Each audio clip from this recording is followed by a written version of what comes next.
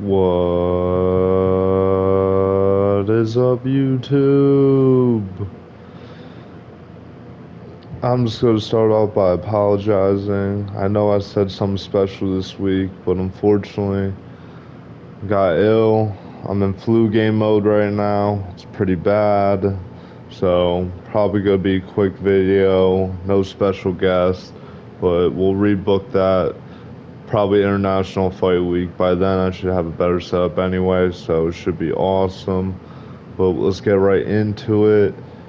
First fight, probably the best fight on the card. I don't know why this is opening up the card. It's Nora Cornell versus Haley Cohen. Banger, fight of the year potential, fight of the decade potential. Can't wait for it. I have the hot blonde by decision, Cowan. That's how we got to go about it. Everyone else has Cornell. I guess she's pretty good. I barely remember her getting beat by Cavalcante, I believe. But yeah, just got to go with underdog here. But shit fight. Moving on. We got Tresean Gore versus Marco Tulio. Tresean Gore, at one point, I thought he was going to be decent. The IQ isn't really there, fight IQ. It's a shame. It is what it is. I mean, if it wins, I'd be all right with it. I don't mind Tresean Gore. I'm kind of a fan, but I think I'm gonna go with Tulio second round KO. I could see. I honestly see a whole lot of nothing in the first round. Then Tulio just throws like one, like maybe left hook or something, just out cold. I don't know, but that's what I'm rocking with. Moving on to the next fight, we have Sumu Darji versus Mitch Raposo. I feel like an idiot, but I'm gonna rock with it because I picked these fights on Monday before watching other people's breakdowns, so I didn't feel influenced in any way. I'm gonna go with Raposo, third round sub. I feel like that is an absolute Hail Mary type thing, but I don't know. I don't think Sumajarji's in his prime anymore. I think Raposo's, I would like to think he's getting better. He's pretty young, so we'll see what happens. But I'm rocking Raposo, third round sub. On to the next fight, we have Cedrex Dumas versus Mikhail Olejeshuk. We go with Olejeshuk. I think he is levels better than Dumas. I don't really think Dumas should be in the UFC. And if he is just at that lower end of the unranked tier. Mikhail Olejeshuk, he's serviceable. He'll get some wins, he'll get some losses. He'll never break into the top 15, but he'll never be on the verge of getting cut. At least not yet. So I'm gonna rock with the Olejeshuk decision. I think that's the way to go. I don't see a finish from either guy, but if anything, I see it from Olejeshuk. So that's what we're gonna rock with. On to the next fight, though, we have Darren Elkins versus Julian Erosa. What a fight this is. And I'm going to rock with Darren Elkins, who's probably like 42 at this point. I think Erosa is... It's so crazy. Erosa has good wins, but he also has horrible losses. But can't really trust Erosa. I really shouldn't be trusting Darren Elkins either way. I don't see either guy finishing the other. Because as much as we want to talk about Elkins being out of his prime, I think Erosa's out of his prime. Erosa's like 35, I believe. Like, he's been around for a while, so I don't see too much coming out from either of these guys. I'm expecting a close fight. I'm going to go Elkins' decision, just the pace he pushes. But you never know. You never know. Go from there. Now we're on to an actually good fight that I'm intrigued about. I really had a tough time predicting this fight. It's the Hooper versus Jim Miller fight. I could see either guy winning. I think Hooper has looked a lot more improved recently at lightweight, and he's obviously the much younger guy. However, Jim Miller is the guy you can never really count out. So I was back and forth.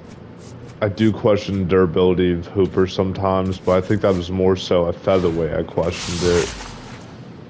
But the age, like at some point you'd think Miller's got to hit a wall or something, and maybe that Bobby Green fight last year was the one that did it, but I'm going to rock with Hooper by decision. I think it will be like, I think it will kind of be like a war, honestly. Nothing, not like fight of the year type war, but like we could look back and be like, oh, it's probably like the best fight on that card, or that was best fight of the month. I don't know, something like that. On to the next fight, though. Oh, this is an absolute banger. Vienna Jandaroba versus Yan Xiaonan. Also a fight I was really back and forth on. I saw a lot of people pick Vienna. It feels weird. I should pick Vienna. This is someone that I never thought was decent. However, respect. Always been respect on Vienna's end for me. You know, I would love to see her win the title just because the whole, it's like, I'm like in that minority that like, similar to like the people that wanted Bilal to win just so like the UFC would melt down. That's like how I am with Virna Jandiroba. I hope she dog walks Yan Jiaonan, just wrestle fucks her and everything. And then Virna goes and fights Zhang Wei Li. Flash KO out of nowhere. She replicates the Rose high kick type thing. Like that would be crazy, but probably not gonna happen. I'm gonna go with Yan, second round KO. I know Yan destroyed Ricci last fight, and Ricci's not really top five. She's not top five talent. She's barely top 10 talent in that strawweight division. I think Yan's gonna have more damage. The finishing potential I think is higher. Clearly she's improved in a lot of areas in my opinion, but I think I gotta rock with Yan, second round KO. Poor Virna, like I said, I'm cheering for her because that would be so funny if she won this and then beat Zhang Wei Li. Meltdown. It would be awesome. On to the next fight, though, we have Dan Ige versus Sean Woodson. Before this week, I didn't even know this fight was made on there, probably because the card is like fairly stacked towards the top, so I was really looking forward to some of those other fights, but this is a really intriguing fight. I love both these guys. These guys are like two of my favorite like featherweights, arguably, or they're up there at least.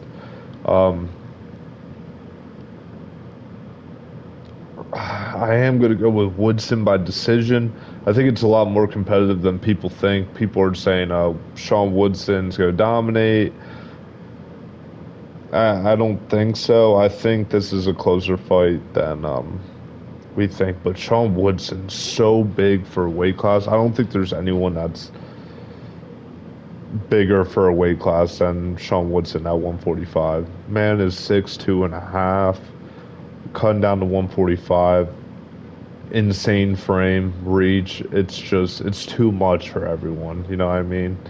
So I'm going to go with Woodson by decision. Don't see a finish out of either of these guys. Moving on to the next fight, though, we have Nikita Krylov versus Dominic Reyes. Another fight I've been back and forth on. I like Krylov. I think a lot of people are really heavy on him. I'm also a big fan of Dominic Reyes, you know, so I think either way, the one thing we can all expect is there's going to be absolute fireworks this week with this one. So I'm going to go with Reyes, first round KO. I think Krylov's going to stun him. Krylov's going to rush the finish, and then Reyes is just going to counter him perfectly and just get him, and then that'll be it. But who knows? I'm excited for that fight. That's another fight that I feel like fell under the radar. And I think winner of this...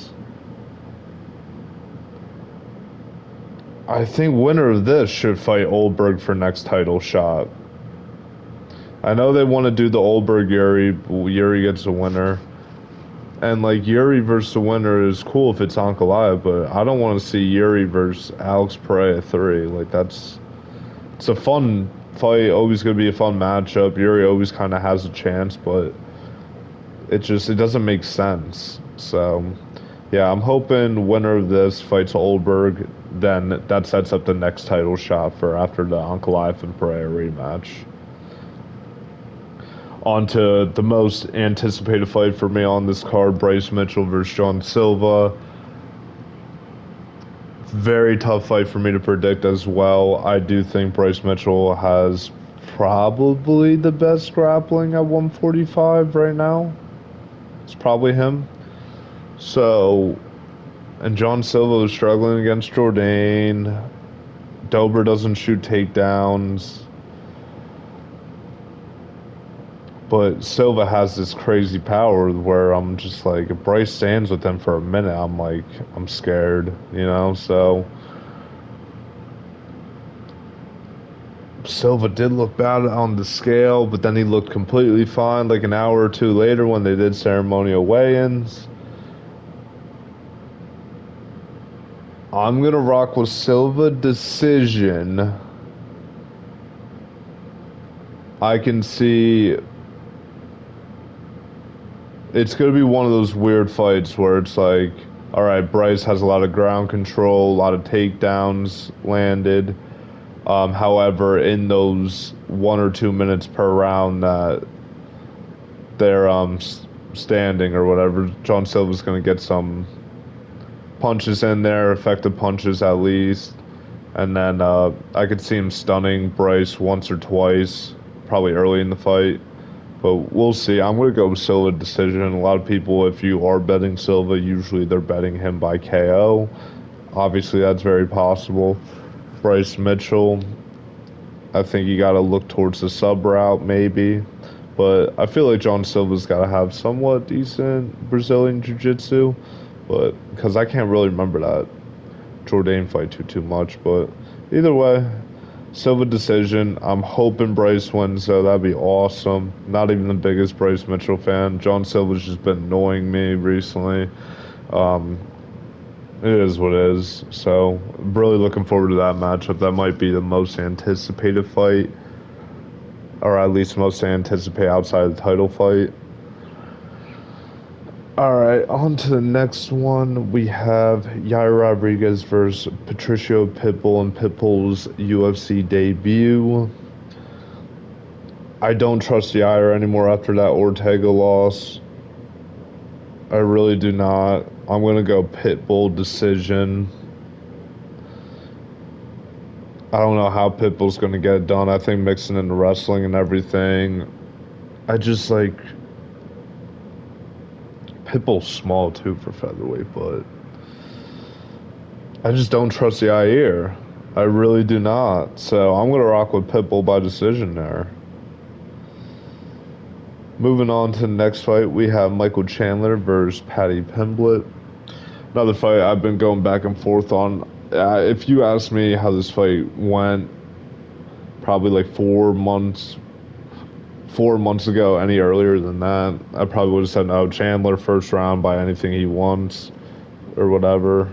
Well, more so probably KO. I don't think he's ever subs Paddy ever, but I think nowadays, after watching some breakdowns on the Bobby Green fight and seeing how Chandler looked in that Oliveira fight, I was like, I'm gonna go with Paddy. I think it's gonna go to decision as well. I think it will be like an alright fight. I don't think it will be that, like, it won't be like, oh my gosh, fight of the year or whatever, like what some people think it might. I think they're both going to respect each other in a sense. They'll both have their moments. I don't think it would be that close, though. I think Paddy's just going to kind of keep him at range with the kicks. I don't know. Paddy is absolutely massive, though, for his weight class, so it is crazy how big he is. So I'm going to rock with Paddy by decision. Moving on, last fight, big fight, absolutely huge. It's Volkanovski versus Diego Lopez. I have, ooh, Also going back and forth on this one. But I went with Lopez second round KO. I think this is the changing of the guard. If Volk was facing anyone else in featherweight outside of Topuria and Lopez right now, like let's say Ortega beat Lopez or whatever, if they did that rematch, I think Volk destroys him. Like I think Volk beats every featherweight right now outside of Topuria, Lopez. Yeah, I think those are the only two guys that would beat him. Just too much power, honestly. However, this is a little more different than how I was looking at Topuria rematch. Topuria rematch, I think that was easier for Topuria than it is for Lopez to beat Volk. I think Lopez only carries power through 2 rounds, maybe just one. Always dangerous BJJ though. However, Volk, man, he leaves his chin way too high up. You can't do that against Diego Lopez. That uppercut into the left hand, I think it is, it's gonna knock him out. It's gonna be bad. It's gonna be sad. Might be a retirement for Volk. Maybe he seeks like another like money fight or two. I don't know who that'd be against in a non-title thing, but I don't know. I think it's the end of an era for Volk. However, if he does win this, he's probably the goated featherweight, two-time champion. I don't know. Actually, maybe if he wins this one, then next one, he's definitely GOAT then, honestly. But I never saw Aldo's reign, but he did have like 8 defenses, so that's pretty crazy. But yeah, I'm gonna go Lopez second round TKO. I think first round, Volk's starting to get the hang of it, and he evades it. Lopez is also kind of careful too. He's really trying to find his moment. I think Volk will win the first round, and then going into the second, Lopez is gonna come out a little crazier. Nothing too wild though. He's just gonna cut off the cage, and I think we're gonna see another KO loss for Volk, and that might be the end of the career. And Diego Lopez, if he KOs Volk, he might, not saying superstar by any means, but he might become a decent star in sport. You know, really fun fight style. He kind of has like, I hate the word aura, but like he kind of has like a falling behind him for the whole like Brazilian emo thing or whatever. So, you know, I think it's gonna be good for sport if Lopez wins, because let's say Topuria loses at lightweight, he goes back down to face Lopez. I think that's a fantastic fight. I think Lopez Evloev is actually like the second fight. I think that's actually a fun fight. Um, Even though Evloev is half of the fight, you know what I mean? So I think there's some things you can do with Lopez. With Volk, I meant there's some things as well, but it's just, I think it's time for a change. The change is now. So I'm going Lopez, second round, KO, TKO. That is that. Yet again, I apologize, YouTube. I was not able to provide you with what I promised, which was special guest, special setup, all of that. I have fallen ill, and now I am weak. A weak man. Hopefully I make money tonight and then I don't have to worry about this, but probably not. Just knowing how my life goes, it is what it is. Other than that, YouTube, it has been real.